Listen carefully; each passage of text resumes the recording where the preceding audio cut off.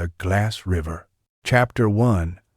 The Body That Wasn't There. The first time Detective Lin Trun saw the body, it wasn't there. It was close to midnight on a Tuesday that smelled like engine oil and wet jasmine.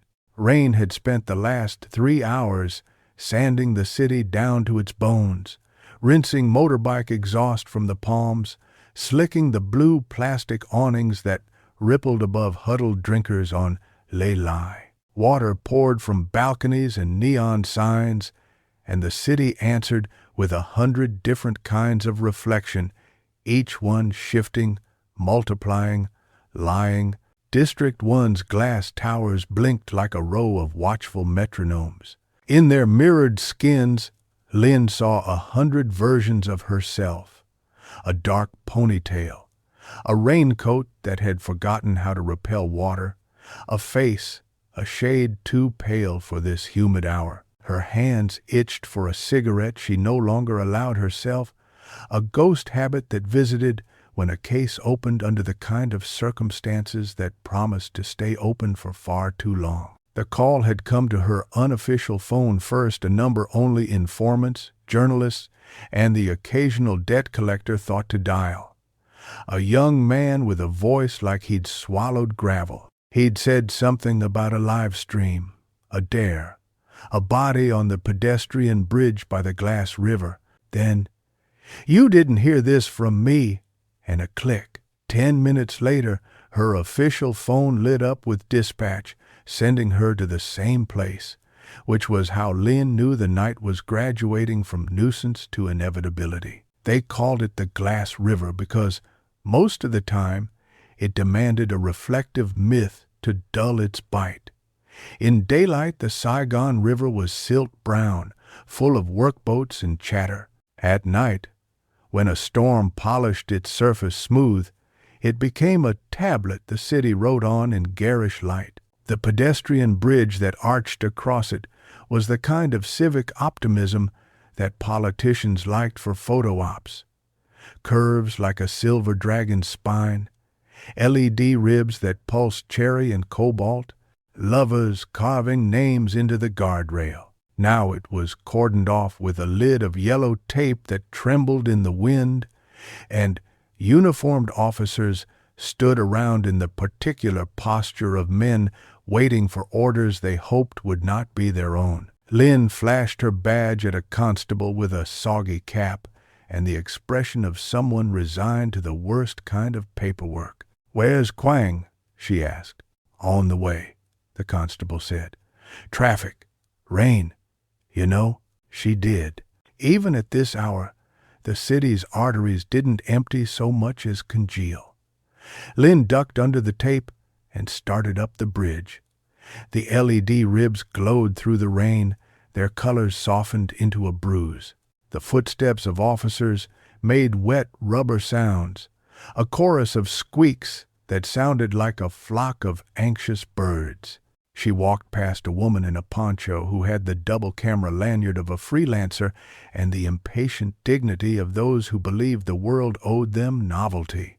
The woman turned her lens toward Lin's badge, toward Lin's face, then away again, discarding her as a page 5 detail. Halfway up the bridge, the crowd thinned. A knot of forensic techs gathered around empty space. Lin realized it at the same moment.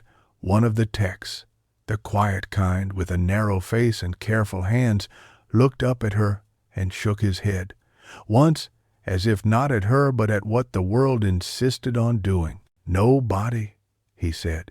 Lin's hand ran through wet hair on autopilot. Dispatch said what we saw," the tech replied. "What everybody saw. It was there. A woman, lying face down, hair like seaweed, red dress spread out like a stain." Then he raised his palms as if letting go of a fish. "Gone." "The live stream?" Lin said. The tech nodded. He shifted to let her see what had held their attention in the absence of a corpse. There was a damp outline on the slick planks, a human silhouette blurred by rain. Darker wood, nearly black, a perfect shadow where a body had been resting long enough to temporarily exclude the water. Beside the outline stood a bouquet in the cheapest of glass vases, not roses or lilies, but red hibiscus, the kind that grows riotously along fences, that bleeds color where it touches. The wet petals had already started to bruise. Linh crouched. She wasn't looking for hair or a stray thread. The rain had mopped up most of the usual crumbs, but something was off, even in the emptiness. Her eyes traced the edges of the silhouette until they snagged on a small, insistent detail. The shape of the head. It was wrong. Not oval, but angular. The jaw too square, like cardboard corners. Right beside it, a faint impression, a line within the line, suggested that the outline had been made by something boxy and heavy, not human. "You smell that?" she asked the tech, though she already knew the answer. He sniffed. Rain, ozone, river, a whiff of cut grass from somewhere uphill. Then his eyes widened. "Solvent. Adhesive," Linh said. "Acrylic, maybe." She looked at the hibiscus. A note was wired to the vase, printed in a font that wanted to be casual. It read, "Look up." Linh let her gaze angle to the sky, which was a black glass bowl beaded with rain. For a fraction of a second she was a child again, rigid in a thunderstorm, counting Mississippis between flash and rumble, certain the sky could break. Then her detective brain resumed its geometry. Look up, not at the sky itself, but at its mirrors. She turned, scanning the office buildings that flanked the river. Most were dormant, but a few windows glowed with the stubborn fluorescence of accountants or insomnia. "Which building?" she asked.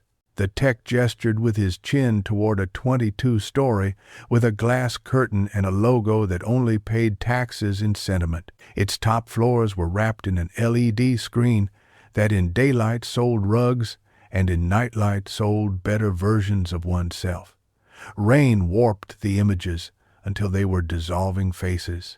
"Penthouse," the tech said. "Live feed came from there, or so the kid who called it in claimed." "Where is he?" "Gone," said a uniform.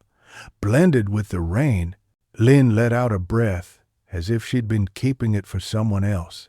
The city had learned a distinctive choreography for crimes that happened online. First the cameras came, then the police, then the witnesses evaporated into the folds of 1,000 hoodies. She stood and ran her fingers along the guardrail. Cold, smooth, unlike the rough scratched metal near the middle span where kids came to kiss and carve. This part was pristine, as if polished. She crouched again and, with a pen protected by a latex glove, nudged the vase. It slid a centimeter and left behind a faint ring of iridescence, like soap. "Who's on building security?" she asked, already stepping backward. "On his way," a uniform replied. "Think he had to detect his tie." Linh was already descending. She texted Inspector Quang. Body outline on bridge. No body. Red hibiscus note. Look up. Feed source, possibly penthouse. Anfa Tower. She slid her phone back into her pocket and took the stairs 2 at a time. The rain had softened into needles. Half the job was moving before an image chose to fix itself into reality. If you arrived too late, the story would have written itself around you. Deciduous and stubborn, each witness a historian willing to testify about the voltage of the air. Linh aimed for the moment right after shock and right before memory, when the city's pulse was high enough to flush the truth to the skin. The lobby of the Anfa Tower smelled like want. Polished marble was treacherous under her soles. A receptionist in a blazer that shimmered between blue and the color of anxiety leaned forward and then back. When Linh showed her badge, a small retreat that suggested the building had rehearsed this moment and still didn't know its lines. Penthouse, Lynn said. The receptionist reached for a phone, then thought better and reached for a logbook. Private event, she murmured. Ended early, Lynn replied. An elevator delivered her to an empty marble vestibule upstairs. The penthouse door was ajar, and the draft that licked her forearms smelled like sage and copper. She pushed the door open with the side of her shoe. Inside, wealth had tried to be art and made a grand mess of it. A wall of floor-to-ceiling glass pointed the room like an accusing finger at the bridge. The floor was an unbroken lake of pale wood that demanded to be walked in socks, but was currently stippled with wet footprints.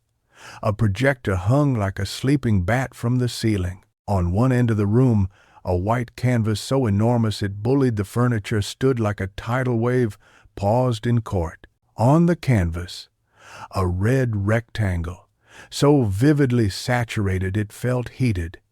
It was as if someone had melted a stop sign and poured it into a frame. The color thrummed with a frequency that made Lynn's teeth itch. Beneath it, a single line, penciled with such hardness the groove was visible, read, Chapter 1. There was no furniture near the canvas, just a low platform with a wooden box on it. On the box, neatly stacked, lay translucent sheets of acrylic cut in varying silhouettes. The topmost rectangle had a human shape subtracted from it, a perfect hollow laying face down, arms at the sides, hair fanned. The edges were damp, and the acrylic exhaled the sour sweet of solvent. Lynn walked to the glass wall. From here, the bridge kinked gracefully across the water, lit like a pulse. She could see the forensic team, a cluster of dark insects around a gasp of space. Her reflected face hovered on the glass beside the bridge, her features doubled by the storm.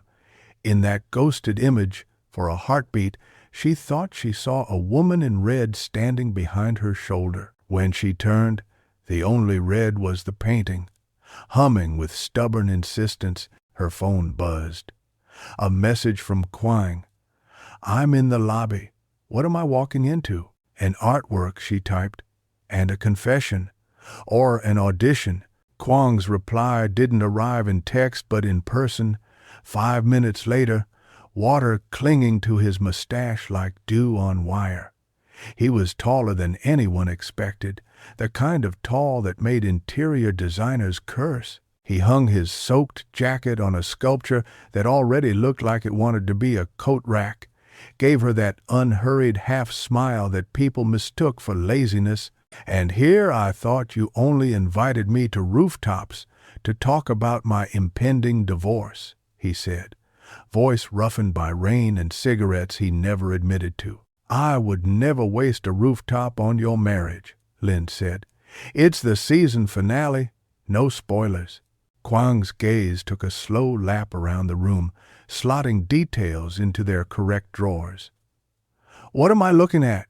An empty stage, Lynn said, an audience of cameras, a show that used us as its marketing. She led him to the platform, to the box, to the acrylic. He bent and touched the sheet with a knuckle, sniffed the air. Glue, he said. Adhesive layer applied to one side, Lynn said. Somebody press this to the bridge deck. Rain can't wash under for a while, so it leaves an outline. Photographs from across a river make it red as a body, especially when everyone expects to see one. And the red dress? Quang asked. She pointed at the painting. I think this is the dress. Quang cocked his head. That's a painting. Is it? Lynn raised her hand carefully and angled the painting's edge toward the window's glare, just enough for the surface to catch a sheen. A layer of wetness slid toward the bottom frame, thicker than oil, less viscous than syrup. Blood. Quang's mouth shaped without sound. Let's skip to canvas fibers later, Lynn said. Who owns this place? And, for tonight? Quang glanced toward a discreet podium by the entryway where a guest book lay open to a page of slanted names. He took a photo. A group calling itself the Pigeons. Pretentious birds, Lynn said. He hummed. Performance Art Collective. They've been doing little urban interventions for the past 18 months, chalk outlines of chairs in tight cafes, fake lightning rods on tenements, a mural that only appears when it rains. He lifted a shoulder, boring mostly. Tonight is more ambitious, Lynn said, and crueler, Quang added. We had calls. Parents saw the stream and thought they recognized the dress. 3 teenage girls meet red like fate in this city. You know how it goes. Lynn did. She remembered a station house Sunday, a dozen mothers in a hallway, with the breathless patience of those who don't allow fear to choose their posture. She'd tasted metallic adrenaline she pretended was the station's rusting pipes. Quang's phone chimed with replies from units sent to check nearby hospitals just in case. Nothing yet. The sound threaded the air between them like a skipped heartbeat. Security footage? Lynn asked. Quang gestured. A short man in a suit whose shoulders slumped as if they had arguments with gravity appeared in the doorway, ushering in the diffident aura of a man who both wants to help and does not want to be the sort of person who was in the room when it became history. We closed-circuit the elevators and the stairwell, he said in Vietnamese too careful for midnight. But not the penthouse. Clients, privacy. You know, we'll manage without, Lynn said gently. Your name? Nam. He handed her a key card. The video room is 2 doors down. It was less a room than a closet with delusions of control. Monitors stacked in 2 columns, a tangle of labeled cables like the rooted underside of a freshwater plant. An operator in a hoodie sat with the posture of someone whose spine had been a suggestion for years. Lynn asked for a rewind to an hour before the call. Then let the footage run. Elevator doors mouth open and shut, releasing bodies choreographed by weather and vanity. There they came. 5 people in plastic raincoats with beaks, not masks, exactly hoods, fashioned into pointed extensions like the noses on carnival jesters. They carried the acrylic sheets and the wooden box. One of them held the glass vase, flowers already beating rain.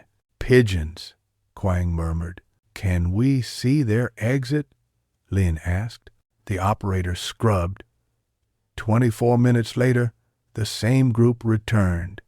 This time, no box, no acrylic sheets, just their beaked hoods lowered, their stride a bit quicker. The one with the vase now carried it empty, wired note flapping like a loose tongue. Face shots? Quang asked. The operator tilted his head, regret a tired fold in his hoodie. Hoods, masks, nothing good. Lynn's eyes drifted to the timestamp. 23:21. She felt the familiar itch in her nerves, the sense that the city was drawing a line so fine no one would see it unless they were willing to bleed a little to cross. She thought of the canvas in the main room, that furious rectangle titled 1. The title implied a promise. Promises implied a sequence. Where was the live stream hosted? She asked. Everywhere, the operator said, helpless hands indicating a wave, mirrored to 24 channels. Someone very into redundancy. Any metadata? Scrubbed. Spoofed pings from Jakarta to Dakar. I can triangulate maybe 3 fragments, but they could be postcards mailed to strangers' addresses. Try anyway, Lynn said, more out of respect than hope. Back in the main room, the red hummed. The rain's tempo slowed against the glass. Lynn moved closer to the canvas, examining the thin trickle that kept to the right edge, the way it threaded a small, sharp groove in the frame. She imagined a person lifting a container, tipping it until the surface threatened to break, wondering how much is enough to make a city look. Quang was on the phone with his superior, and Linh caught the phrases public relations disaster, art, intent to terrorize, nobody yet. She walked past him toward a smaller room that must have been the kitchen, a steel counter, a sink as big as a coffin lid. On the floor, scuffs that spoke of dragged weight. In the trash, a ribbon of red fabric, the cheap, synthetic kind that catches and shines under LED lights. A dress had been here once, in a form that would not survive a focused inquiry. Now it was a snakeskin sloughed for show. A sound from the hall drew her back, a whisper of a shoe on damp wood. She stepped into the frame of the doorway and saw a figure stand by the glass, not far from the painting. No beaked hood, a slim person in black, hair cropped to a soft fuzz, posture that was both relaxed and spring-loaded. They held something that might have been a camera, might have been a phone, might have been a small square of mirror. "You're late," the person said, voice pitched with a smile to carry in a rain-lulled room. "You're early," Linh replied. They turned. Their face was a geometry lesson, cheekbones like compass points, mouth a small, decisive stroke. Their eyes snagged on Lin's badge, then her face, and their smile changed from theater to something smaller. "You like our work?" they said. "Like is optimistic," Linh said. "I admire your timing." "Timing is everything. That and the right angle." "What do you call it?" Linh asked, nodding at the canvas. The person tilted their head. "The hunger. Why do you ask questions whose answers are already stamped on the surface?" "Because surfaces lie," Linh said, then softer, "and because hunger eats its own." The person smiled again, a quick private thing, as if they'd heard a note they recognized in a favorite song played very far away. "We're making a series," they said. "Stories that this city would tell if it knew its own language. You are part of it now. Am I an audience or a prop? Is made wrong binary." Linh stepped closer. "Where is she?" "There is no she," the person said calmly. "Or rather, there are many she. There is the she you saw on the stream. There is the she that 1,000 mothers invented in their heads tonight. There is the she whose picture will be used as a thumbnail tomorrow because she wore red once to a party and smiled into a stranger's lens." "You are very proud of your emptiness," Linh said. "It reads as confession." "Confession is a genre," the person said. "We're trying to work in a different one." "You think you're writing a novel?" Linh kept her voice light so the anger wouldn't burn holes in the air. "Chapter 1, in blood." "And it's paint," the person said, almost lazily. "Mostly." "Mostly," Linh nodded. "That's the part that will ruin you. You left a seam. You always do." She watched their eyes twitch. A tiny metronome skip. "We always, what?" "Leave seams. You don't know how to seal things all the way.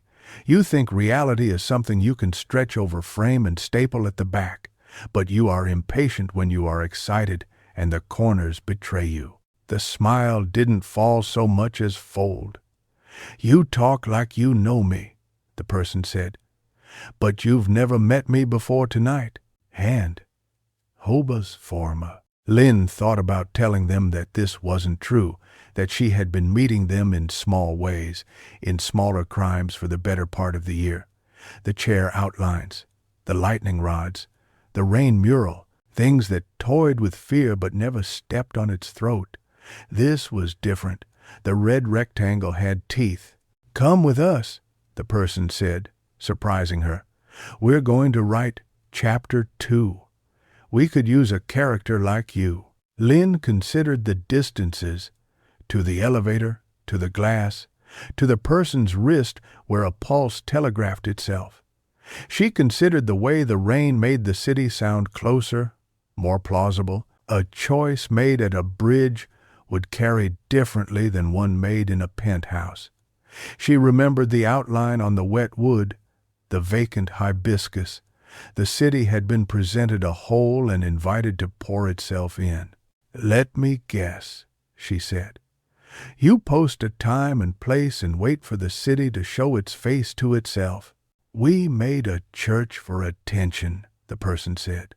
"Attention always finds a way to kneel." "And what do you do with the offerings?" "Hold them up. Show them back." They lifted the small square object in their hand, and Lynn saw it was a mirror after all, not a phone. In it, she was a blurred motion of blue and black and rain. For a dizzy second, her face looked like it was being broadcast from a long time ago. "Your name," Lynn said. "Ghosts don't sign logbooks." "You signed one downstairs," Quang said from the doorway, and the person's head snapped toward him. He had a habit of arriving without sound, a talent Lynn had come to value and curse in equal measure. He raised his phone. "Thatch Lamb? It's a good name to steal. Classy, literate, a little melancholy." The person's mouth made a polite shape around the name. "Melancholy is fashionable this season." Quang stepped into the room. He didn't reach for cuffs. He didn't even reach for his pockets, though Lynn knew his left hand was always closer to de-escalation than to violence. "Here's the problem with Chapter 1, he said conversationally. "It plays like a prank. We can get media to call it art. We can get the right people to say the right words. But if we find you like this, if you stand near the canvas, if we have you on camera carrying the props, we can ruin your season." "Ruin it," the person echoed, as if tasting the word. "You could still leave," Lynn said, and Quang's head turned a fraction. She didn't look at him. "Walk out. Take your pigeon masks. Find a new penthouse. Find a new river. Post your riddles on a different screen. He is mean." "You say that like you'd let me," the person said. "I say that like Chapter 1 isn't the crime," Lynn said. "Chapter 2 is. What makes you think Chapter 2 exists?" Their smile had vanished now, and what remained had more bones. "Because you brought a mirror to show me my face," Lynn said. "Because you put Chapter 1 on the canvas as if you were submitting a grant. Because you stole a dead man's name and made it into a costume, which is a thing people do when they're trying to be large enough to deserve a sequel." The person's shoulders lifted in a breath that might have been frustration or joy. "You should have been a novelist," they said. "You understand the appetite. H-U-R-J line. I once tried," Lynn said, and Quang made a tiny sound that she ignored. "Readers are crueler than killers.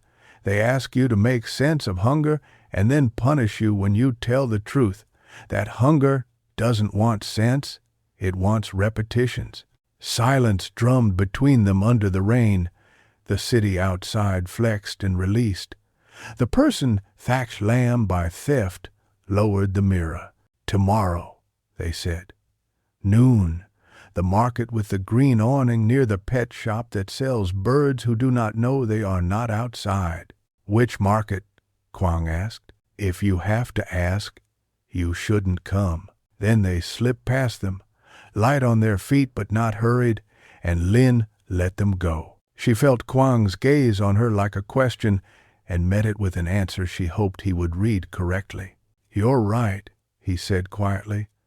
"Chapter 1 wasn't the crime. It was the invitation," she replied. He looked at the painting, at the precise tilt of the red, the whispering trickle, the way the color seemed to vibrate with the city's own electrical grid. "You do realize," he said, "we're going to be torn apart by 1,000 different people for letting them walk." "We didn't let them," Linh said. "We followed them. And if tomorrow there is a body that doesn't vanish when you look at it, then we write our own version," she said softly. "We title it with a name that doesn't belong to us and let the city argue about whether it's art." He made a noise that might have been a laugh if it hadn't been so tired. "What do you see when you look at that red?" "Appetite," Linh said. "And a seam." She moved closer to the canvas and lifted the frame again, just a hair. The trickle shivered. She slid her thumb along the back and felt it, a notch where the stretcher bar had been cut poorly and rejoined. From there, a thin thread, darker than the paint, trailed like a vein down to the edge. It would be nothing in a court. It would be everything in a story. Quang's phone chimed once more. He glanced. "Media downstairs. The pigeons will have their audience even without the bridge." "They always do," Linh said. "That's their genius. They know we don't look up unless someone tells us to. They know the city is a mirror and a mask." "Tomorrow," Quang said, not quite making it a question. "Tomorrow," she confirmed, feeling the word fit her mouth like a new coin. On the way out, she took the hibiscus from its vase. A petal came away, staining her glove crimson. She rolled it between finger and thumb and felt the way it bruised into something ugly, the way red turns toward brown as soon as it meets air. She tucked the petal into a small bag. A seam, yes, but also a sample. You never knew which the city would require next. Back on the bridge, the rain had downgraded to mist. The outline had softened, the human shape dry, a question dissolving into its answer. The note's wire had rusted to the texture of a memory. Across the river, a billboard cycled to an ad for a streaming platform and a woman in a red dress who arched toward a fever she did not name. Cameras hummed like insects. A child cried somewhere, although it could have been a cat, and a mother's voice, sharp, tender, cut the noise into something bearable. Linh stood where the body had pretended to be and watched the water pour itself in both directions at once. For a moment, she held her hand out, so that rain fell into her palm. The drops gathered until they formed a thin, coin-shaped pool, wobbling, threatening to spill. She closed her fingers, opened them again, and looked at the place where the mirror had touched her face. "Look up," she whispered to nobody, to everybody, and did. The city looked back with 100 eyes on stalks of light, hungry, and the first chapter ended there, with nothing holding it in place but a promise. Chapter 2. The Market That Knew. By noon, the rain had reorganized itself into humidity and glare. The market with the green awning, if you were the sort of person who bought a canary because it sang like a ringtone, you would know the place was tucked into a street where everything collided at the corners. Incense, smoke, and frying oil, cilantro and gasoline, powdered turmeric, and perfume that pretended to be French. Parrot cages dangled from a tangle of wires like lanterns. The birds inside called to each other with short, stunned syllables, and somewhere a mina mimicked a ringtone so perfectly that 5 people checked their phones and laughed without humor. Linh arrived early enough to want coffee and late enough to know she couldn't have it. She dressed down jeans, shirt, hair in a knot that lied about how long it took to tame, a cap pulled low, sunglasses she didn't need but wore the way some people wore luck. She hadn't slept much. A case like this gnawed the edges of sleep, leaving its teeth marks on the morning. Quang was already there, half camouflaged behind a stall that sold lengths of cloth threaded with watermelon seeds and stars. He had an umbrella open, though there was no rain. He claimed it was for shade, but Lin knew he liked how the umbrella made him look like a civilian. He nodded, eyes sliding past her and then back, picking up on the invisible threads that made a crowd into a map. "See them?" he asked. "I see a dozen thems," Lin said. He didn't turn his head. White shirt by the lottery counter, no lottery tickets. He's watching reflections in the steel coffee urn. Woman in orange dress, listening too hard to the fishmonger. The guy with the scar, pretending to look at bird feed but doesn't have a bird. They're ours. Or theirs. Or afraid. Take your pick. A loudspeaker crackled somewhere beyond a tower of dragon fruit. A voice announced a sale on shrimp paste with the rising cadence of someone trying to make a bargain sound like a threat. A moped horn bleated in apology. Wind tugged the green awning and turned its shade briefly into a cape. "Where would you do it?" Lin asked, slow, the way people talk when they are staging their fear in public. Quang's mouth tugged right at the corner. "They told us noon. They want an audience. No curtains here big enough to hide behind." He glanced toward the bird shop. Maybe there. The pet shop's doorway was a narrow gullet between stacks of cages. Inside, the light went green and gold with leaf and wire. The owner, an old man with a face like a sun-dried apple and a walk that sidled, moved thirstily among his inventory, cooing and charging. Above him, thin bamboo hoops swung gently, each cradling a bird with an expression that translated to, "I am a puzzle you don't deserve to solve." "They're here," Lin said. She didn't know how she knew it.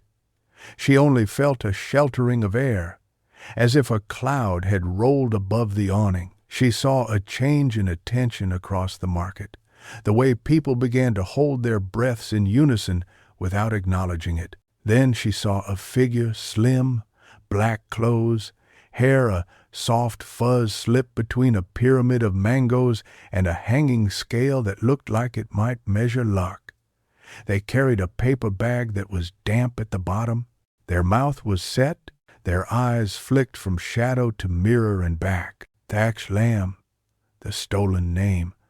They moved through the aisle like a sentence that didn't need commas. Without changing stride, they lifted their free hand and touched the underside of a bamboo hoop hanging low over the walkway.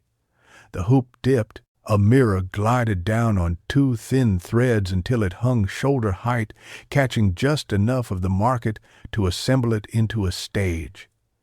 In the mirror, the crowd rearranged itself, faces resolved out of movement. Half the market now watched itself watch. A hush took shape without anyone consenting to it. Even the mina paused its stolen ringtone. "Attention is a church," the thief had said. The market knelt. "Where?" Quang asked under his breath. "There," Lin said at the same time, and pointed with her chin toward a long table, where a woman in a conical hat sold paper offerings. Her inventory flamed.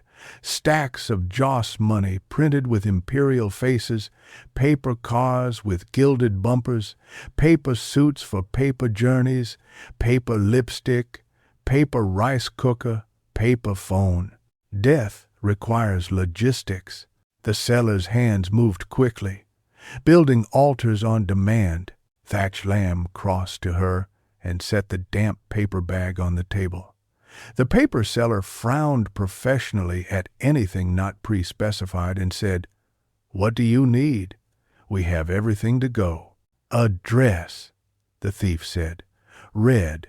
Menor Downdos." The woman looked around the table to demonstrate the exact perimeter of her responsibility. "I have clothes for men," she said apologetically. "I have a tie the color of a watermelon and a hat that makes a dead person look like a banker. For women, only this." She held up a paper handbag, the gold of a quiet bribe. "Then, this will be wrong," Thatch Lamb said. They opened the paper bag. Inside lay a red dress made of the same cheap synthetic as the ribbon in the penthouse trash. It was wet. When they lifted it, it dripped onto the joss money, and, for a second, Lynn had the irrational thought that the inked faces would bleed toward the water like they wanted to drink. The thief spread the dress over the paper table, smoothing it the way you smooth sheets for a guest you want to impress, but also ruin. "Ladies and gentlemen," they said to the market at large, though they did not raise their voice. The loudspeaker did that weird thing that happens when a human voice finds a sympathetic frequency, and their words repeated thinly over the tinny speakers. "Ladies and gentlemen, ladies and gentlemen." Chapter 2. Lynn found herself moving before she decided to.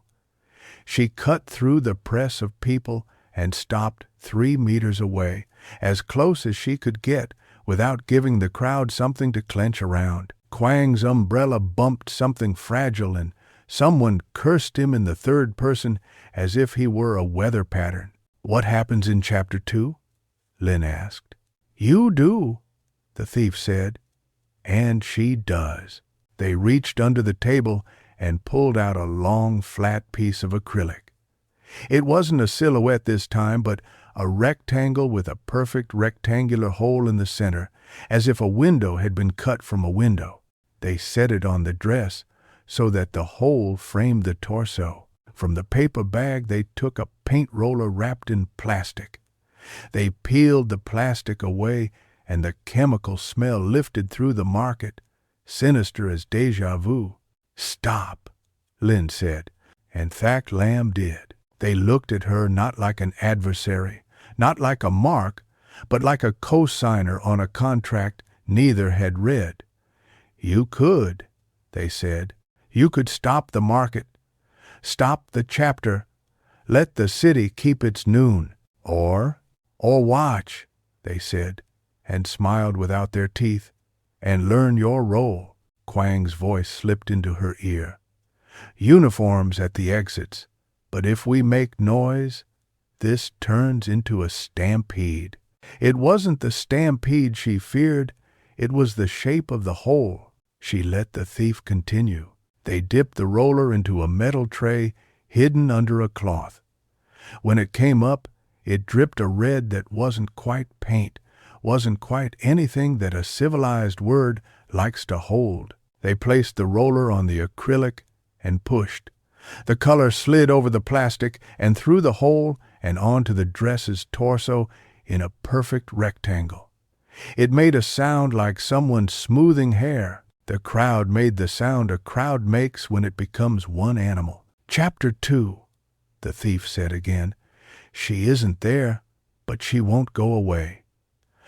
They lifted the frame. The rectangle of red sat on the dress like a false organ. For a moment it looked like it might soak, spread, blur. It didn't. It kept its edges like a decision. The paper seller took a precise half-step back and crossed herself with a gesture that didn't belong to her temple. "You can pay, or you can leave." She told no one in particular. "Pay," the thief said, and peeled a wad of cash from somewhere that might have been their sleeve.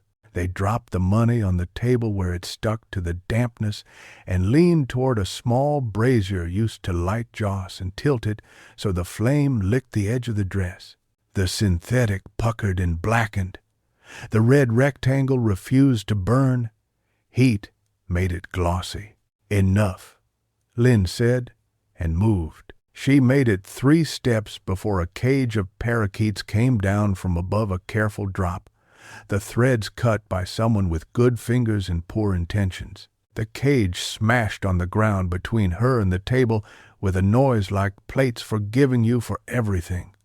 Birds exploded into the air like an argument. The crowd lurched backward and then forward, and in that gust the thief disappeared. A shadow passed across the mirror hoop as it cracked like a thin ice sheet and swung, reflecting nothing, then everything, then nothing again. By the time the parakeets had found the fan coils on the ceiling and made themselves into leaves, The paper dress was burning.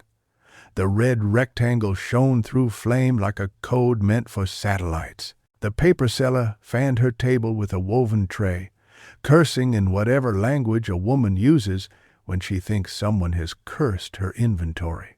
Quang's umbrella beat at the small fire with the determination of a man who expected never to get his deposit back. Linh grabbed the acrylic rectangle the thief had left and flipped it over. The underside had a thin film, sticky. Her glove picked up residue that glinted where the sun found it. The hole had a lip with a hairline seam. She dug her nail into it and pried. A wafer-thin layer peeled away to reveal a second surface beneath, and this one was not smooth. It was scored. Lines like delicate veins cut into the acrylic by a hand that might have been an artist or a surgeon or a carpenter who practiced on Sunday. The pattern meant nothing to her at first, geometry gone tired, until she rotated it and saw it fit the grid of the market stalls. "It's a map," she said aloud. "Of what?" Quang asked, panting. "Umbrella a ruin?" "Air," Linh said, surprising herself. "Of how it moves, of how it carries smell, of how rumor goes." He stared at her, then at the acrylic, then at the market, as if expecting swirling lines to appear like neon over the fish and the herbs.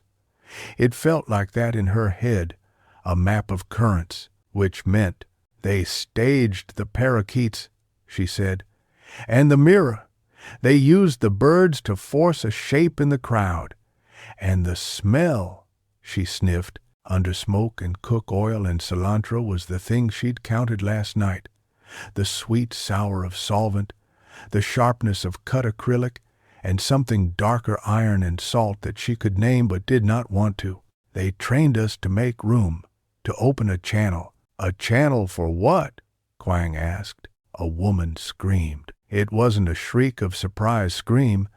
It was the one you make when your mouth bends in two directions at once, when your body tries to send out an alarm and swallow it simultaneously. The crowd moved again, and Linh moved through it like the idea of a knife. She found the screamer at the edge of the market near the alley where styrofoam boxes go to die. The woman stood pointing down with a hand that shook without negotiating. At her feet, the world narrowed to a square meter. There was a body in the trash. No water had preserved an outline here, no acrylic defended edges. The mouth was open like a child's when sugar first invades. The eyes looked at a sky that used to be blue. The red dress was cheaper than the one on the joss table, but more earnest. The rectangle of red on the torso was the wrong red, now brown, in places where the market had touched it with its sins. The hands were folded in a way that belonged to religion, but had been imposed by someone who liked to pretend they were tender. A paper handbag lay beside the body, crumpled, little gold squares spattered. It looked like it had been purchased thoughtfully by someone who wanted a dead woman to have something to hold. The parakeets chattered in the ceiling, their voices small and curious, as if asking, "Is this what you wanted?" Linh crouched. There was a fly already. She waved it away with the back of her hand like an insult. The smell rose and brought with it 100 associations from the tidy compartments in her mind that she guarded like heirlooms wrapped in linen. Morgue tiles cold enough to rearrange breath, a teenage boy's shoes neatly placed beside a river, a mother's hair caught in the hinge of a door, rain that doesn't care what it washes. She let it all pass by like trains that weren't hers. Then she looked. The woman was in her 20s, maybe early 30s if a hard life had sanded her bones. Her hair was dark and braided, flecks of rubber band at the end, on her left forearm, 3 small scars in a ladder. On her right ring finger, a thin white groove where a ring had been until it was not. Her skin told a story of outside work, of sunshale after months in kitchens, of hands that counted money and chose apples by weight. There was a welt beneath the left ear, and on the neck, to the side of the throat, a tiny dot like a bite that hadn't decided whether to announce itself. The rectangle across the torso wasn't just painted, it was pressed. The edges tucked under the ribs, as if forced between body and dress. She slid a gloved finger under the edge and touched something that had the give of cloth and the refusal of plastic. She eased it up. The rectangle came away in her hand like a sticker and left behind the memory of pressure. Its underside glistened with adhesive that had gone tacky in the heat. Embedded in it, near one corner, was a hair fair, not the woman's, kinked like it had been caught in tape. "Get 'em back," Quang said, voice hoarse. "Every officer who wandered, every civilian who saw something, lock it down without making it die." Linh held up the rectangle. "They wanted this to be found," she said. "They wanted the red to translate." "Translate to what?" "A confession," she said. "Or a dare." He looked at the body, at her face, at the space where the market had drawn a circle around the cruelty. "You think this is theirs?" "Yes," Linh said. "And no." He waited. "Murder is personal," she said, softly, because the dead deserved at least accuracy. "This has a shape that comes from a hand that knows the living body before it knows the dead. That thumbprint on the thigh, the way the hair is smoothed, the paper bag placed like a purse." She swallowed. "This is someone else's story, borrowed. They used her to make their chapter." Quang pressed the bridge of his nose the way men do when they want to hold their skull on from the inside. "So we have two crimes," he said, "the one that ends here and the one that started on a bridge." "Or one crime that uses art as camouflage," Linh said. A boy with a bicycle crept closer than he should, and a uniform shouted him back without angling his voice. A fishmonger crossed herself in a Catholicism inherited from a grandmother who'd learned it like a lullaby. The paper seller, her table half singed, stood with her arms crossed over belongings that had only ever been meant to help. Lin's phone buzzed and she flicked her eyes down. A link, sent to her unofficial number by an anonymous account whose default avatar wore the ironized smile of someone's bad idea of a human face. She tapped it. A live stream opened. The screen stuttered once and then settled. She saw the market from above, a camera placed on a beam maybe, or a kite, or a drone small enough to be mistaken for a leaf. The image zoomed on the alley where the body lay, adjusted focus, an intimacy as obscene as a stranger's breath. A line of text ran across the bottom in English and in Vietnamese and in symbols that meant nothing, then did. Chapter 2. She is here. "Shut it down," Quang said, but it came out more hope than plan. Linh closed the window and looked up. Across the street, at the edge of the awning's shadow, a child pointed up with a plastic sword and said, "Delighted bird." And a drone whirled away toward the tangle of electrical lines where it evaporated into the glare. She turned back to the body and in the turning caught a flash. A face across the crowd, fuzzy hair, slim frame, a hand lifting, not in greeting but in measurement, as if checking a distance only they could see. Then gone again, slipped between a mother's elbow and the edge of a stall that sold peeled pomelo, moving toward the canal that ran like a cheap ring through the market's finger. "On the canal," she said. They ran. The canal smelled like it had made promises it regretted. Water lay low and rolled slow against concrete banks that had been painted water blue, as if color could flatter a poison into modesty. The path along it was narrow, barely wide enough for two people walking, like they didn't trust each other. A man in a vest mended a net that had never seen honest work. A woman lifted a bucket in a rhythm that insisted the world move according to her shoulder's decree. Halfway along the path, a set of stairs dipped to the water. On the third step sat a little altar, 2 sticks of incense in a jar, a dish with salt and rice grains, a photo in a cheap frame. The photo was of a woman in a red dress, the photo kind you get at a karaoke place when you sing well enough to merit remembering. Her mouth was open in a laugh. The frame had been placed this morning. The incense smoke rose with a beginner's confidence. Linh squatted so that her eyes, the photo, and the water made a line. "Who did this?" she asked the air. Then, louder, to the woman with the bucket, "Chi oi, who put this here?"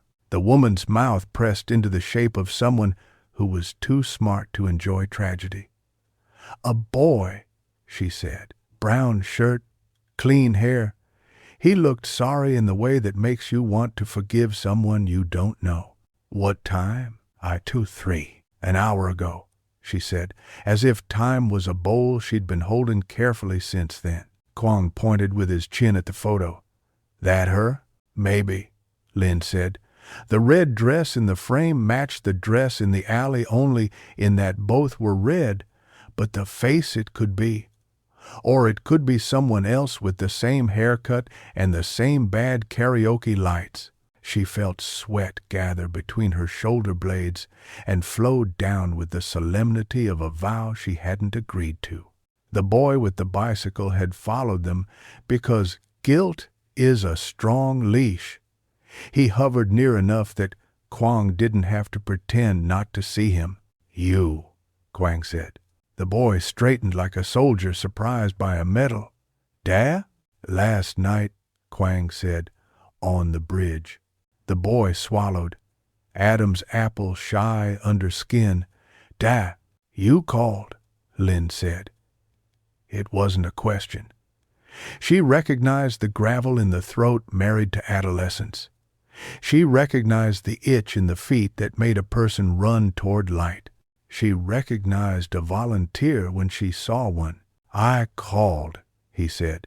"What's your name?" she asked. "Ken," he said, and the name fit him like a shirt borrowed from an older cousin. "Did you see the pigeons' faces?" He laughed once, a broken basketball bounce.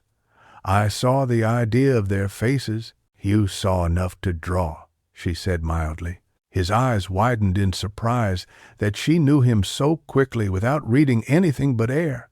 He pulled a folded sheet from his backpack like a magician fumbling a trick and offered it. On it, in pencil hard enough to score the paper, the beaked hoods, the rectangle, the hibiscus.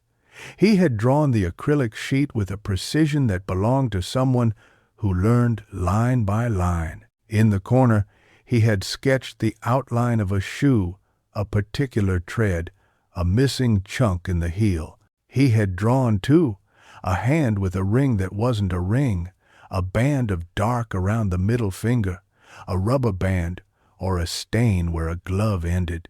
"You're good," Linh said. He shrugged as if he could fold himself smaller. "I like to watch." "Me too," she said. "Did you see who put this altar?" He nodded. "The boy in the brown shirt. He came from the market. He looked scared like I looked when I was 9 and thought I'd lost my sister in the Tet crowd, but she was on my shoulders already." Linh let the simile roll around inside her. "Do you know him?" "I know all the boys in this lane, but not him," he said. "He walks like he is trying to step softly on himself." She glanced at Quang. "Find him." "How?" he asked. Not impatient, just tired of miracles. "Start with the canaries," she said. "Boys who walk softly often buy birds they can't afford to let go. Hills." She stood and looked back toward the market. The crowd had coagulated into anecdotes. The uniform tape would be up by now, stretching like a rubber band that snaps back later. The paper seller would be calculating loss. The bird shop would be selling sugar water to people who wanted to sweeten something that could not be sweetened. Her phone buzzed again. Another link. She almost didn't click. She clicked. A new stream. This one framed in black with white text that tried too hard to sound humble. A voice closer to the mic, breath a little too present, spoke in Vietnamese that wore a careful northern school on a southern night. "We did not make her," the voice said. "We found her where you would find her. We gave her a window so you would look." Chapter 2. She is here. Linh turned in a slow 360, as if the camera were local and her body a compass. The voice continued, "Syrup over glass. Chapter 3 is the question," it said. "The city will ask for it even if we do not write it." The stream cut. Her home screen stared back at her. Reflexively, she tried to make the sound out of the air left behind by the words, "the way you try to see after light goes." "Them," Quang said. "We need them. We need her," Linh said, and heard in her own voice the seam she'd accused them of leaving. Name, apartment, friends, work, who she told the truth to last. Who saw her last when she laughed and meant it. The rectangle is the ring they slipped on us. We cut it off by learning her name. They walked back to the market, and in each stall Linh asked the kind of questions whose answers always sound like someone humming along to a frequency you can't hear. At the paper stall, the seller said the girl, yes, she was a girl if you were a woman who'd paid the cost of women sometimes bought incense. At the fish stall, the vendor said she had good hands and chose fish by eye, not by boast, and had once told him a joke he wanted to tell again, but had lost the punchline of. At the bird shop, the old man said she had stopped to speak to a bird that was sick, and said the bird's eyes were like someone's she missed. He couldn't remember the someone's name, only that it began with a letter that left his tongue and didn't come back. Finally, at the lottery counter, the white-shirted man who wasn't buying lottery said, without looking her in the eye, "Her name is Hung." "How do you know?" Linh asked. "She wrote it on a receipt once and forgot to take the receipt," he said, and produced, like a magician more practiced than he pretended, a thin strip of paper with Hung in blue ballpoint and a phone number scrawled in the flamboyant lean of someone who thought the future tilted toward them. The number rang. It rang and spilled into a voicemail that had been recorded in a bathroom at a corner cafe on a Sunday. "Xin Chao, it's Hung. Leave your mark." There was a laugh at the end that suggested a friend had shouted something obscene just out of frame. "Show me where she stood when she wrote this," Linh said. They took her to the lottery counter. The surface was stainless steel that reflected the market in a warping cruelty. In the reflection, her face came out of proportion, as if arguing with itself. She bent and looked for seams.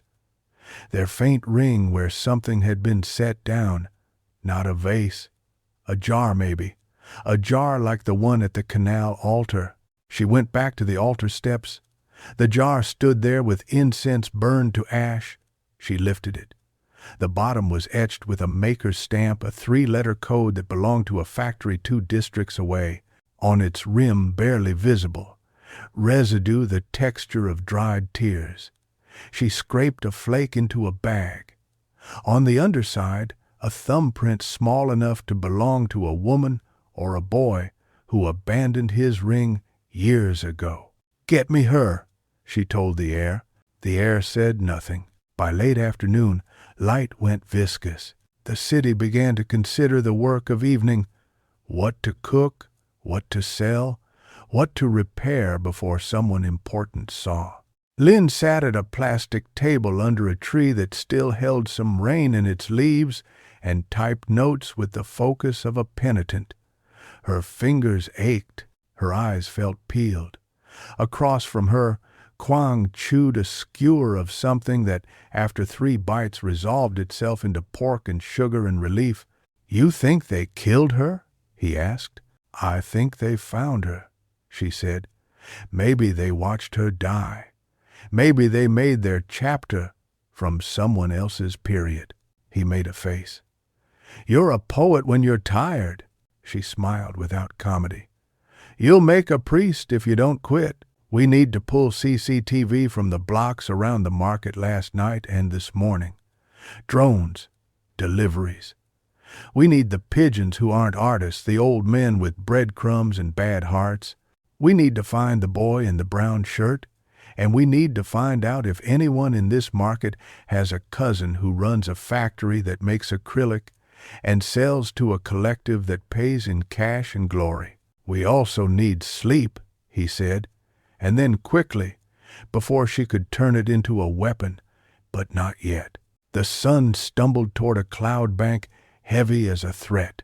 A wind came in off the river and brought with it the smell of rain rehearsing, the smell of wet neon, the smell of motorcycles deciding. Linh stood and felt the seam in the day where one city turned into another. She thought of the red rectangle in the penthouse, the seam in the frame. She thought of the rectangle she'd peeled off the dead woman, the fair hair caught in adhesive. She thought of the mirror on the hoop and the parakeets and the way attention can be cut like cloth. She put the rectangle, now wrapped in a transparent sleeve, into her bag. It flexed only slightly, stubborn against the curve of the world. Someone had made this with care. Care doesn't exonerate. It indicts differently. "Tomorrow," Quang said. "No," Linh said. "Tonight." "Tonight? They will expect us to wait," she said.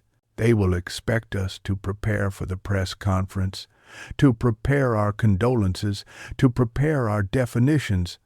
But they have a seam. They always do. We pull it now." "How?" She looked across the street at the building with the green awning. In its reflection on the aluminum roller door, the market blurred and sharpened depending on the wind. She could see her own face there now. Scarred slightly by the corrugation, she looked like a woman who had learned the language of hunger and couldn't teach it to anyone without losing her own appetite. "We go back to the bridge," she said. "Back." "We look up again," she said, and felt the phrase narrow into a point. "And this time we keep looking until the mirror blinks first." They walked toward the river as the first bruised drops fell, like predictions. Above them, the sky began to write its version. Behind them, in the market, the birds shifted on their swings, remembering a forest that had never been theirs. Ahead, the bridge arched like a sentence that had not yet decided how it wanted to end. Chapter 3. The mirror that blinked first. The bridge after dark was a different instrument. In rain, it had been a drum. Tonight the sky clenched itself into a lid, and the bridge became a tuning fork. Every footstep sent a faint metallic hum down the span that the river returned as rumor. Motorbikes on the embankment stitched light into the water. Somewhere upriver, a cargo horn bellowed like an animal that had learned civilization without learning patience. Linh and Quang walked side by side without speaking. Words had grown expensive. Between them hung the rectangle she had peeled from the dead woman's torso, now in a clear sleeve. She could feel its stubbornness against her hip. She thought of it like a rule. Straight edges insisting on straight answers. At the hump of the bridge, where the city changed angles, she stopped. "Look up," she said. Quang followed her gaze. The same glass curtain walls rose, the same LED ribs pulsing through their cycle. But the penthouse where they'd found the red rectangle had gone black, not just dark, but deliberate. Even the exit signs had been taped over in a way building codes frowned at and artists applauded. Across the river, another building less wealthy, more earnest, wore its lights like mismatched socks. She wasn't looking for light. She was looking for a blink. "There," she said. A narrow, high window, one of the slit vents above the penthouse, flashed and then steadied, not the mindless blink of a bad ballast. The careful on divided by off of a hand waiting to be seen. Once, twice, a pause, long enough to feel like a chance for someone else to answer. Then 3 times, quick, like a heartbeat trying to remember a rhythm. "That's not a code I know," Quang said. "It's a code nobody owns," Linh said. "It's a seam." They took the river stairs down, their souls scuffing moss that had survived 1,000 bad ideas, and crossed to the tower through a tunnel of beached shadows. Security recognized them now, in the way people recognize a migraine. Nobody stopped them. The penthouse door was jammed shut this time. On the floor was an envelope that had been slid under with more ceremony than care. Linh picked it up and turned it in her fingers. Inside, a single sheet of vellum, a circle stamped dead center. Inside the circle, 3 words in sharp pencil. Chapter 3. Look through. She looked at the circle until it became a hole her eyes willingly fell into. "Vent room," she said. The vent room was 4 meters of concrete throat and a bank of fans that slouched like bored giants. The slit window from the outside was here, a rectangle of dark rimmed with Rain City smudge. The fans were off. The air smelt like the pause between inhale and exhale. On a work table, clamps, a small hand saw, a bag of disposable hairnets, 3 rolls of transparent double-sided tape, a half-empty bottle of solvent whose label had curled from shame. Next to them, a rectangle of acrylic the size of a placemat, cut with a perfect window. Linh held the rectangle from the dead woman next to it, and the 2 windows nested like mirror in mirror. "Same cut," Quang said. "Same impatience," Linh said, touching the lip. There was the seam again, the tiny shiver, where blade had chattered, and somebody decided it was good enough. A thin layer of dust traced the shapes of what had rested here earlier. The long rectangle they'd found at the market, the small frame in her hand, a roller. Dust tells the truth to anyone willing to get their nose dirty. Linh pushed a strand of hair behind her ear and felt the old familiarity of this posture, the one that had trained itself into her body back when she still believed the world would reward her for being correct. "You called me here," she said softly, and the air answered with the faintest buzz, as if somewhere a loop had been closed. There was a sound in the duct beyond the slit window. Not footsteps, the shuffle of someone trying not to have footsteps. Quang's eyes met hers. He lifted a hand, palm down. "Wait," she nodded. He stepped to the side of the window, out of sight of whatever lurked in the glass outside, and Linh stood in front of it, so that if anyone looked in, they'd see only a detective with a rectangle of plastic like a modest shield. "You do realize," a voice behind them said, "you're very bad at pretending to be alone." She turned. Thatch Lamb leaned against the door frame as if the building had been designed to give them a place to make that posture look inevitable. Black clothes, cropped hair, mouth set in a line that wanted to be patient but knew it wasn't. In one hand, a remote the size of a chocolate bar. In the other, a cigarette that wasn't lit. "You're late," Linh said, and the echo of last night made the room feel like a scratched record. "You're early," they replied, almost smiling. Again, Quang didn't move except to reposition his weight. "You called us," he said. "I called the city," they said. "You are collateral." "And the woman?" Linh asked. "She collateral too?" A little flinch behind the mouth. We didn't make her, they said, weary with repetition. We found her. Where? In the alley. As you did. We were scouting angles. She was already there, already dead, already gone, they said. Not a wee left to be argued about. Linh let silence do its old work. It built a platform for truths to climb onto. When it was tall enough, she said, "You put the rectangle on her." They didn't nod. They didn't have to. Their eyes moved to the acrylic in Lin's hand and back, like an owner tracking a dog that might bolt. It was ready, they said. We didn't bring it for her. We brought it for air. The map, Quang murmured. The map, they agreed. We wanted to show how the market breathes. And instead you pressed the city's mouth to a body, Linh said. You stuck your idea to somebody's child. No, they said quietly. We stuck your attention to somebody's child. The city would have walked past her. The city would have said, "Not my problem." That is the only sentence this city speaks without an accent. Linh stepped toward them until the cigarette's unlit end was a small punctuation at her chest. Who killed her?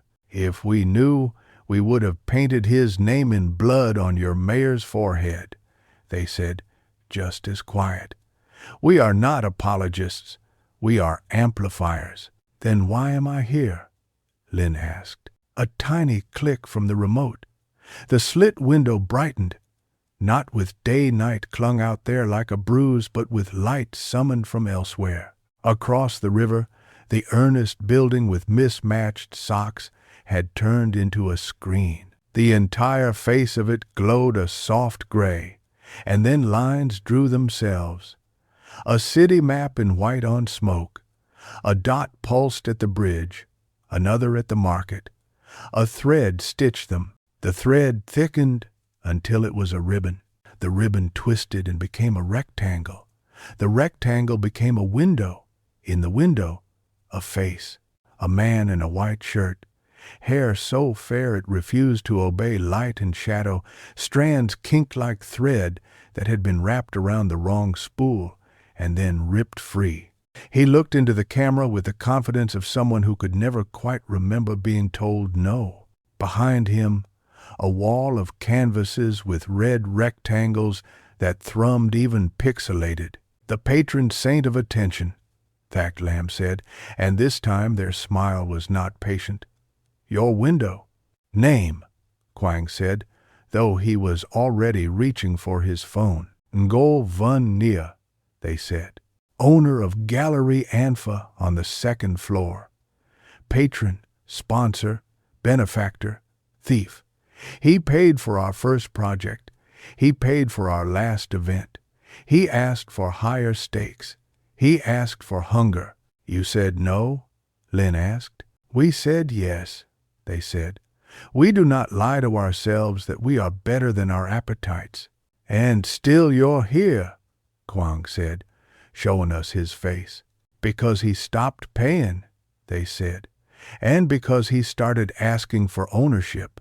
People Bess, on the gray wall across the river, the broadcast face adjusted a cuff. He wore no ring. His fingers were clean in the way of men whose stains are invisible. He spoke, but there was no sound. This was not a live stream. This was an arrangement of images, a survey. We pulled clips, Thack Lamb said, from his live streams, his gallery tours, his interviews about culture in a globalized city. He never met a lens he didn't propose to. Do you have footage of last night? Linh asked. Here. The good smile dropped away. He isn't stupid. That's a debate, Quang said. He's careful, they corrected. You're not, Linh said. Your hairnet bag is open. Your solvent bottle sweats fingerprints. Your seams show. Our seams are intentional, they said. We want people to see where reality was stapled. Who else on your team knows? Quang asked. Names. Being a ghost is safer than being a name, they said. You of all people know what names cost. Names buy justice, Lynn said. Names buy press, they said. We're done buying. We want trades. What trade? Yours, they said. We put his face on the cathedral across the river. You go into his chapel and pull out the proof you know he is too arrogant to hide properly. Then we'll take our arrest for interfering, for whatever elegant charge your superior wants to write with his fountain pen, but you will not have a city that learned nothing. Lynn watched the face on the gray wall grin at a question no one could hear. She thought of the rectangle in her bag. She thought of the hair caught in its adhesive, fair, kinked. She thought of the man in the white shirt at the lottery counter who never bought tickets, of the drone that moved like a leaf, of the altar made quickly by a boy who looked sorry and held his fear like it was a bird that might peck him if he squeezed too tight. Proof, she said. Where? Where men like him keep everything, they said. In plain sight, at scale. She breathed in. The vent room gave back solvent and metal, and their bodies tired electricity. The gallery. The gallery, they said, and clicked the remote again. Across the river, the screen dissolved into a plan of the second floor of the tower. An arrow blinked at a square room labeled Storage in the unscrupulous font of emergency maps. Another arrow blinked at a rectangle labeled Office. A third arrow pulsed at a little sliver by the loading dock, Camera 7. You've been inside, Quang said. Everyone is inside, they said. The city is a set of lungs. We move with the air. You taught us that when you told our parents to stay indoors during the bad seasons. Camera 7? Lynn said. A seam, they said. And the word was careful again, almost affectionate.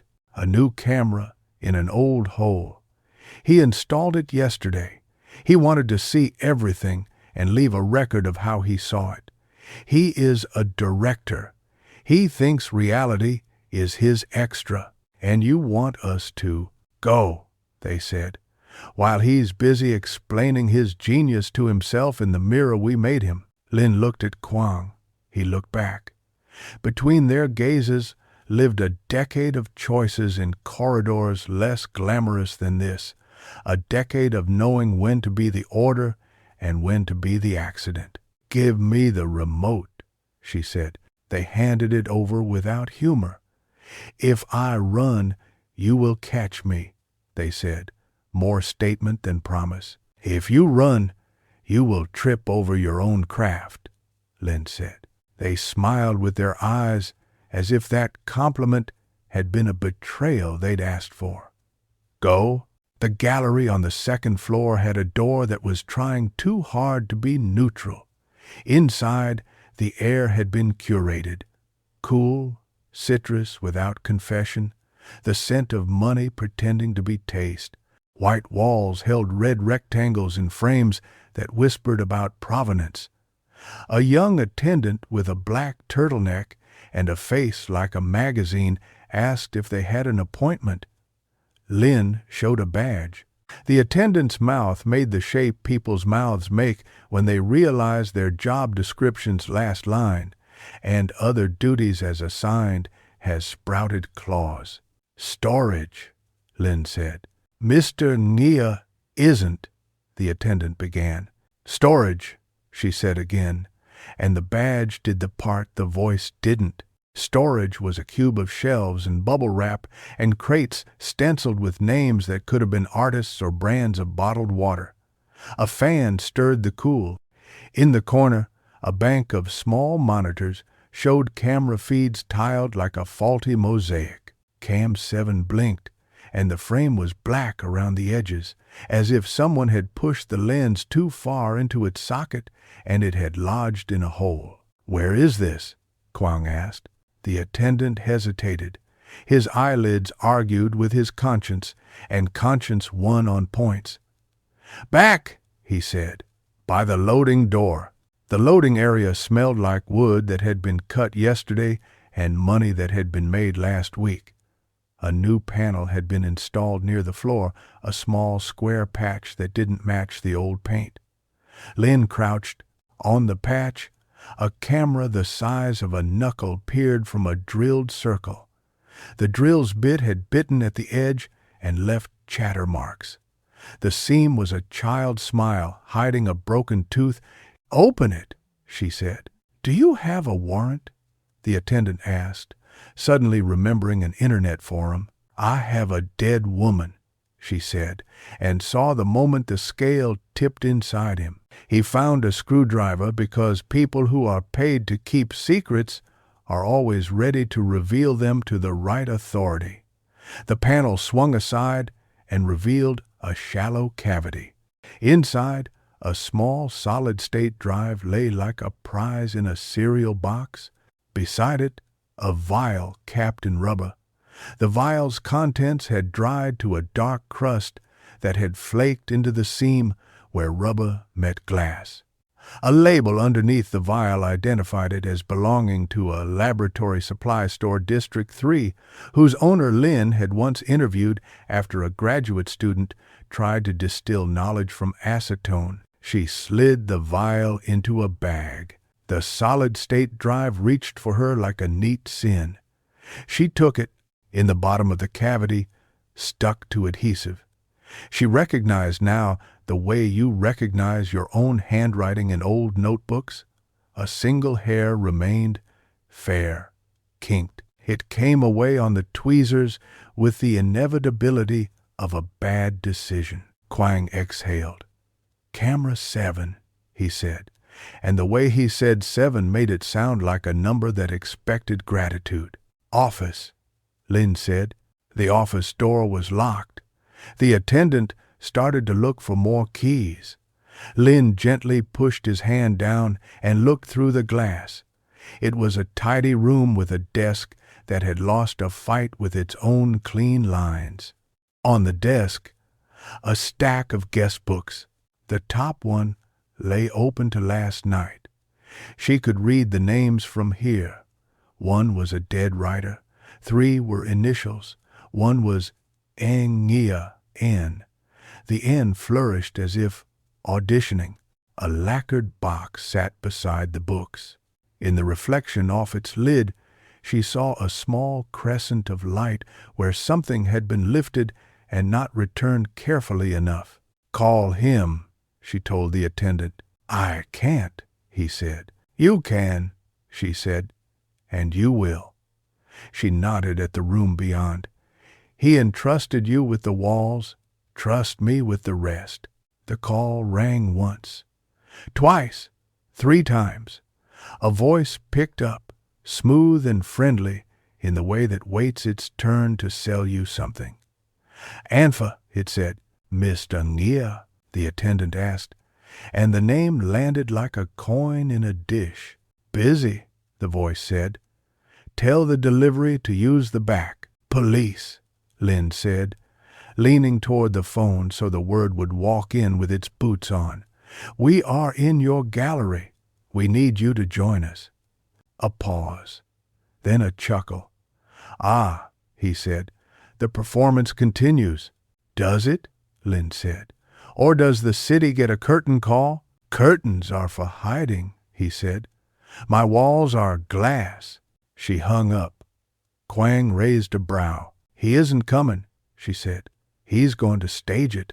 "Stage what?" the attendant asked, thin. "His innocence," Lynn said.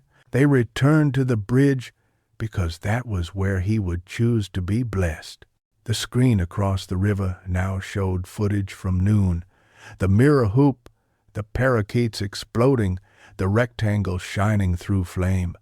The city watched itself, watching. Phones rose like lilies. "I hate this century," Quang said, not with bitterness, but with the exhaustion of a man who'd tried to love it in good faith. "Come on," Lynn said. At the top of the bridge, Nia waited. He was better looking in person than he was on camera in the way of men who curate their angles. White shirt, sleeves rolled to the exact forearm length that Instagram had declared handsome, fair hair that kinked where humidity tested its patience. He smiled as if to say he'd seen them even before they arrived and had already extended them the mercy of being included in his narrative. In his right hand, a small microphone. In his left, a hibiscus.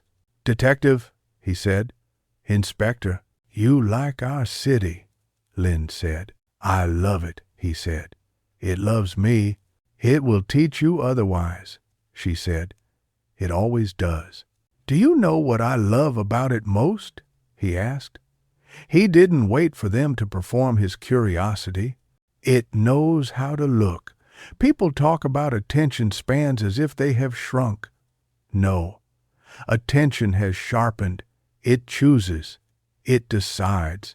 It can be directed if you give it something honest." "Honest like a corpse," Quang said. He opened his free hand in a gesture too continental for the humidity. "Reality is a brutal collaborator," he said. "It insists one must be agile to work with it." "The woman's name is Hang," Linh said. She didn't raise her voice, but the name stood on the bridge between them the way a courageous person stands in a doorframe. She had a brother. He made her an altar. She laughed in a karaoke photo like she thought the person holding the camera was someone she could tell things to. Nia's smile didn't collapse. It adjusted. "You're making me into something too small for my suit," he said. "I am not your villain. I am your mirror." "You installed one in your loading dock," Linh said. "Camera 7. You wanted to see everything and keep a copy of the site. Artists document," he said. "Curators do too." "You bought micro drones from the shop by the canal," she said. "You paid cash and asked for modification, quieter rotors, a camera that sees more kindly than our city does." "We live in a time that rewards multicam," he said. "I take my duties seriously." "You left a hair in the cavity with the drive," she said, and the sleeve's plastic whispered as she brought out the hair in its tweezers. Fair, kinked, a seam that refuses to be curated. He angled his chin toward it. "You will find such hair in many places," he said pleasantly. "On my pillows, on my tailor's floor, in the drain I pay someone to remember for me. And blood," she said, lifting the vial. "You left blood in your hole. Your hole left blood in my city." "That could be anyone's satisfaction," he said. "Do you know how many performance artists bleed? It is an epidemic of sincerity." "You sound nervous," Quang said, and there was a gentleness to it that made the sentence taste worse. Nia looked out at the screen across the river, at his own earlier grin, and replaced it with a new version. "You can't arrest a man for being hungry," he said. "No," Linh said, "but I can arrest a man for feeding himself other people." A murmur traveled the bridge, a subtle shift as a crowd moved closer to the possibility of a story becoming punishment. Phones were flowers again. The hibiscus in Nia's hand looked brighter for having been chosen. "You came to look," he said to the crowd, as if they had introduced themselves. "You came to learn how your city learns. Welcome to Chapter 3. He lifted the microphone. The screen across the river changed to his live face, and his voice amplified itself without the courtesy of permission. "Tonight we discover," he said, "whether attention can be honest. Tonight we ask, can a city see without being told where to look?" Linh stepped forward so her face would be on the screen too. "Look at his hands," she said softly, and 1,000 ears made her loud. "Look at the line of his right thumb. How many of your hands have a scar there shaped like a crescent? That is an adhesive burn. It comes from pressing rectangles onto surfaces that fight back.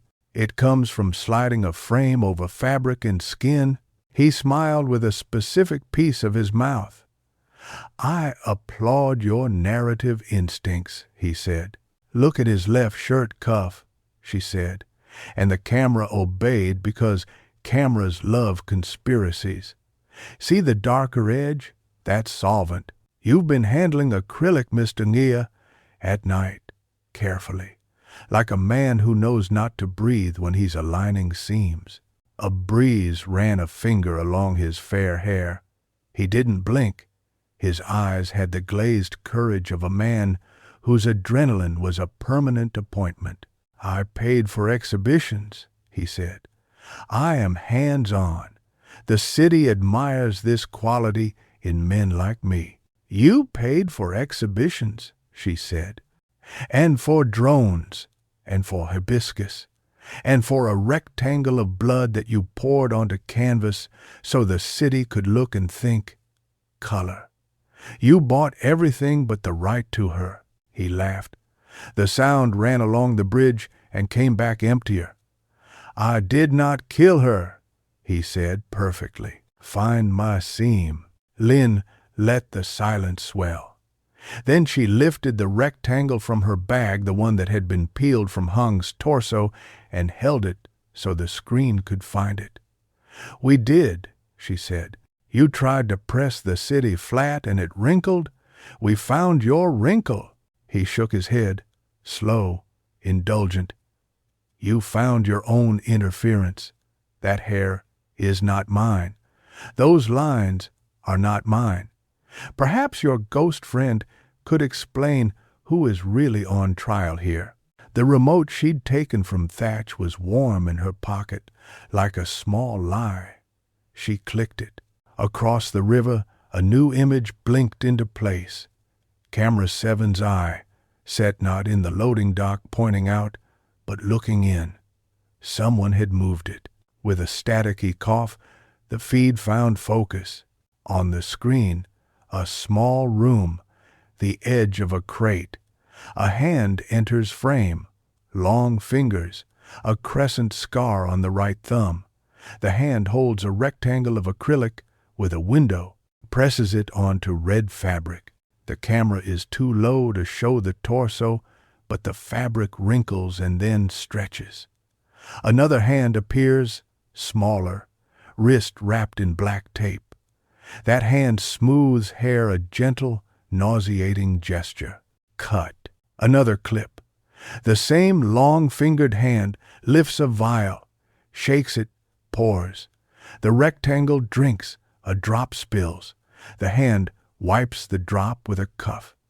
The cuff darkens. Another clip. The hand moves to a desk, opens a lacquered box, slides something inside, small, metallic, circular. The lid closes. The crescent scar catches light like a small, bright theft. The hand exits. The bridge went very quiet. Even the river remembered how to hold its breath. Honest enough? Linh asked. Nia's mouth continued a sentence his brain had abandoned. Deep fake, he said finally, and even his voice seemed to know it was late to the party. You have clever friends. Cleverness is the only cheap material left, she said. But camera 7 doesn't do irony. It does time. It has metadata. It has a clock the building can confirm. It has a power draw your accountant will recognize. It has a seam you forgot to pay someone to hide. He stared at the screen as if staring could instruct it to reconsider. That isn't. And the lacquered box, she said. Office. On your desk. You put a ring in there. The kind of ring that leaves a groove when removed? He blinked. Open it, Quang said. Warrant, Nia said automatically. But there was no one left on the bridge who believed he cared about the law more than he cared about staging. We don't need a warrant if you hand it to me, Linh said, and held out her palm. A calm little shore for a man's last boat. The moment stretched so thin she could see through it. Then he smiled and set the hibiscus on the rail, like a man placing a small offering to a forgiving God, and turned toward the tower as if he were simply going to invite them up to hang coats. Linh moved when his foot moved.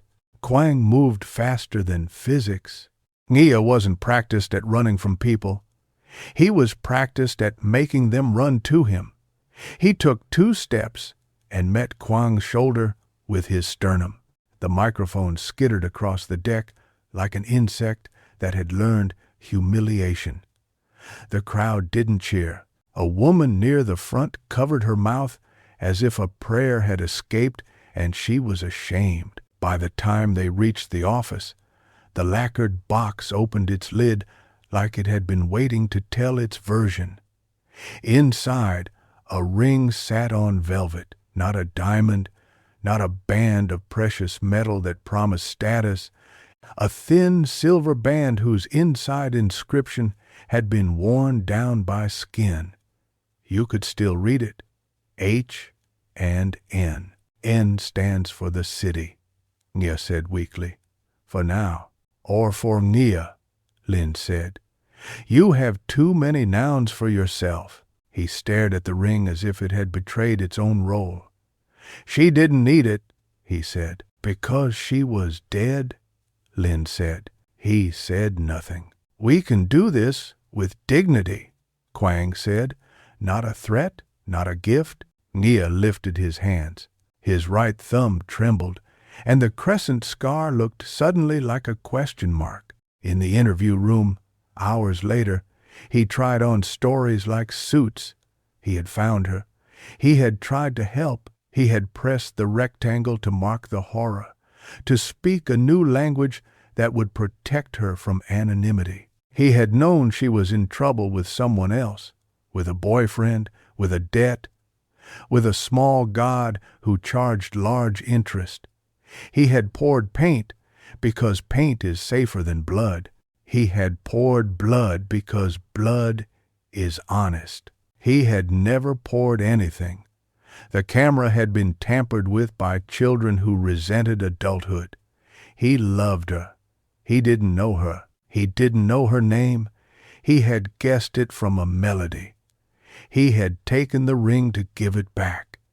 He had taken the ring because he hadn't learned how to leave anything alone. Linh let him get tired. Stories wear out before people do. When he slowed, she laid out the rectangle and the hair and the vial and the ring as if building a small altar to someone who had not asked to be worshipped. Why? She asked, a word so old it didn't need an accent. He rubbed his thumb with the forefinger of his left hand, as if trying to erase the crescent with friction. Because red needs a reason, he said finally, and she thought of 1,000 men who had lied to her with sentences just like that. Sentences that make hunger sound like ethics. Her name is Hung, she said again, because sometimes the only antidote to a sentence like his is a proper noun. He looked at the ring and didn't look up. When they took him away, the city did what cities do. It reinterpreted. The bridge regained its pulse. The market rinsed its stall fronts and forgot it had ever been a stage, and then remembered again when a customer asked, "Wasn't it here?" The paper seller counted what could be counted and made offerings for what could not. The drone shop sold a unit to a teenager whose eyebrows described their own coming-of-age story. The boy in the brown shirt let Linh buy him iced tea and told her that he had not known what to do with all the sorry in his body, so he put it in incense and fire and a jar. She told him that was one of the available ways. The pigeons were found and not found. Some names surfaced with the guilty willingness of people who secretly wanted to be famous. Some slid away into the city's damp inner pockets and were lost. Thack Lamb waited at the edge of a rooftop 2 nights later like someone who had constructed themselves out of balcony rails and good intentions damaged by use. "You fed him to me," Linh said. "We fed him to the mirror," they said. You just held it steady. You pressed it to her, Lynn said. You put your idea on her skin. They looked at the city without blinking. We wanted a language the city could not refuse to learn, they said. You got one, she said. It tastes like iron. Most alphabets do, they said. You will be charged, she said. Interference with an investigation, endangering the public. A buffet of words that will make a prosecutor feel like he went to the right school. Do what you have to do, they said.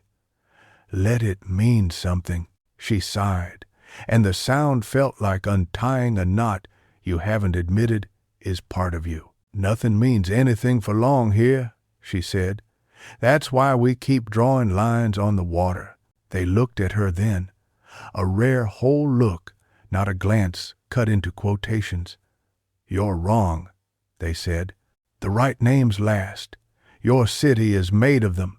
It's in love with them. Hang. They said the name carefully, like they were borrowing a tool. You gave her to us. We're going to keep her. Keep her how? Lynn asked, harsher than she meant. In the only way we know, they said. On walls, in breath, in attention, that is not an accident. Don't turn her into a rectangle, Lynn said. She didn't live as a shape, he would say. They flicked the unlit cigarette off the ledge and watched it fall like a small, failed comet. No, they said, as a seam. Rain returned by dawn. The river greeted it with practiced contempt. Lynn went to the market and let the weather pick which side of her body to bless. She bought cilantro and a bag of limes she didn't need and stood by the lottery counter where attention had turned into a mirror 24 hours ago. The white-shirted man finally bought a ticket. The mina relearned its ringtone and annoyed everyone exactly as much as before. A woman came up to her and asked, "Is it true?" with eyes that had already decided truth was a performance. Lynn said, "Yes, because sometimes that is the kindest lie." The woman nodded, satisfied or chastened. It didn't matter. She walked away knowingly. Quang found her with a plastic cup of coffee that tasted like survival. He handed it over in the manner of a man who'd learned the rituals that keep partners human. "Paperwork," he said. "Always," she said. He leaned on the stall with his hip, polite enough not to jostle inventory. "You did good work," he said. "We got lucky," she said. "Luck likes people who don't wait for it," he said. She sipped. The coffee was sweet in the way bad news is sometimes sweet. An arrangement of chemistry and intention that tricks the mouth into thinking it is being rewarded. She thought of the ring in evidence, the inscription worn thin by skin. She thought of the boy and his altar. She thought of Nia's thumb and the rectangle seam and the way the city had watched itself and liked what it saw enough to stay when the rain came. "What will you write as the title?" Quang asked, looking not at her but at the water where the bridge laid its metal prayer. "You think I'm writing this down?" she said. "You always are," he said. "In your head, if not on paper. The chapter titles help you decide where to stop." She considered that and found it fair. "The mirror blinked first," she said. He smiled the way a man smiles when he knows he's going to smoke a cigarette he will deny later. "Poet again?" "Only when I'm tired," she said. "You're always tired," he said. They watched the market remember how to be a market. A child argued with a squid about consent. A vendor folded lotus leaves into cups that promised to hold both broth and belief. The old bird seller stood with his hands behind his back, like he was the one on display. The parakeets had learned a new tune that contained just enough of the old tune to be a sequel. When the rain thickened, they walked. The city softened, and in its softer version, It was easier to see the seams, the places where something had been cut and rejoined, where the surface pretended to be endless and the joins betrayed it. She loved those places, not because she was a detective, but because she was a person who had been asked to be whole in a world that only knew how to make parts. Seams let you in, seams let you out. Seams teach you where to pull.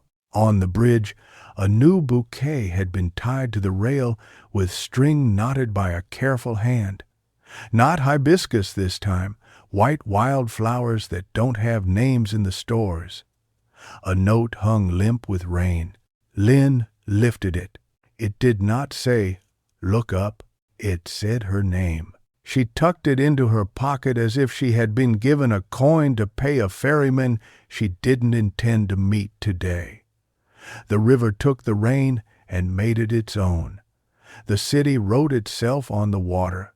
The glass read it back. Somewhere in the mess, a story ended.